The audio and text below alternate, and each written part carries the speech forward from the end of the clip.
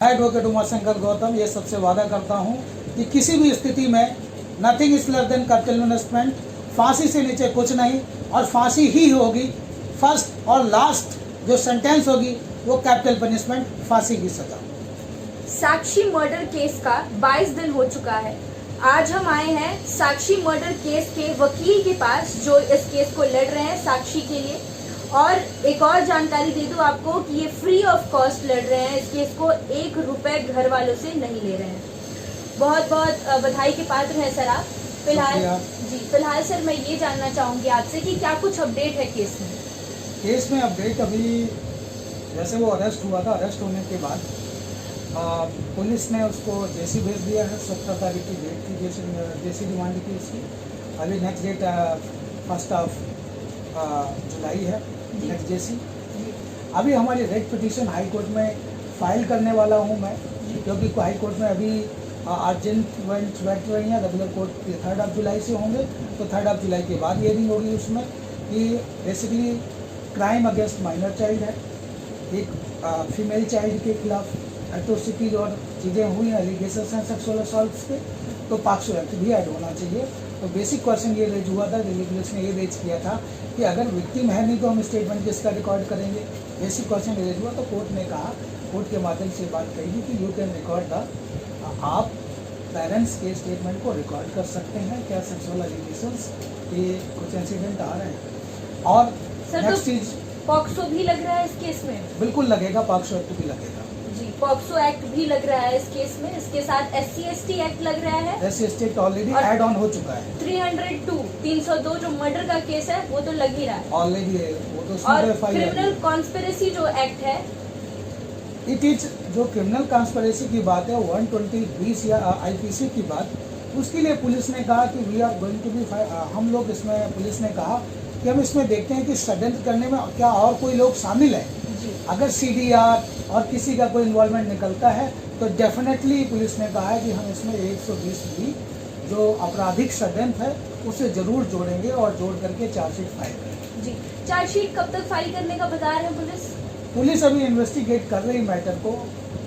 Reason being that हमारा जो statutory law है वो हीनियस क्राइम में 90 डेज का टाइम देता है कि 90 डेज के अंदर आपको इन्वेस्टिगेट करके चालान कोर्ट में दाखिल करना है विदिन 90 डेज।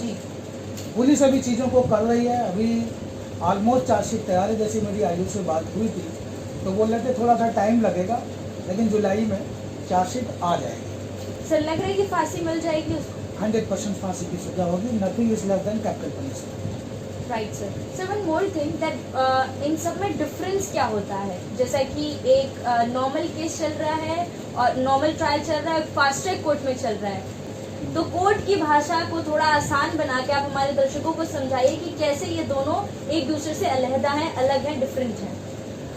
देखिए, लॉ कमीशन ने 2012 में एक कॉग्निजेंस दिया, एक रिपोर्ट और एक कमेटी बैठाई। कमेटी में कमेटी गठित गई, कमेटी ऑर्गेनाइज करी गई और कमेटी से एक रिपोर्ट मांगी कि क्या हम, आसान भाषा वकील साहब नहीं समझ पाएंगे हम लोग, आसान भाषा में समझाइए। बिल्कुल आसान भाषा में।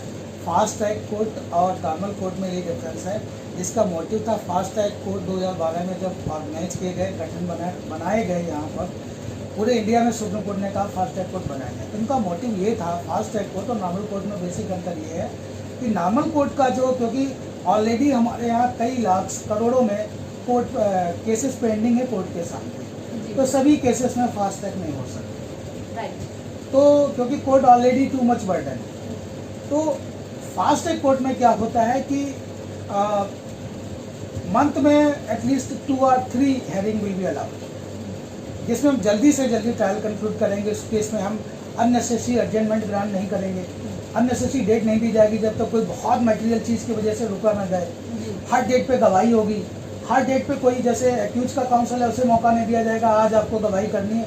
मान लेते कोई विटनेस आया और विटनेस आकर के कोर्ट में गवाही देने आया, तो उसी दिन उसकी पूरी गवाही हमें भी करवानी है, चीफ हमको करवाना है, हम लोगों को, प्रोसिक्यूशन और मुझे, और क्रॉस जो डिफेंस लॉयर होगा उसे सेम डे पे करना है। कोई एडजमेंट नहीं मिलेगा, कोई मौका नहीं मिलेगा कि आपको किसी रीजन की वजह से मैं तैयार नहीं हूँ, फाइल नहीं तैयार है, इसकी वजह से आपको डेट नहीं मिलेगी। उस दिन करना है तो करना ही करना है। जो बेसिकली फास्ट ट्रैक कोर्ट, अगर कोई बहुत हीनियस क्राइम है उसमें होता है, या क्राइम अगेंस्ट वुमेन है, रेयरस्ट ऑफ रेयर केस है, जी हाँ, सीनियर ये सिटीजन के केस बहुत है। जरूरी सवाल ये है कि इस केस में अभी आप बता भी रहे थे कि rare of the rarest case लगेगा, इसको थोड़ा डिस्क्राइब करिए, इसको थोड़ा एक्सप्लेन करें।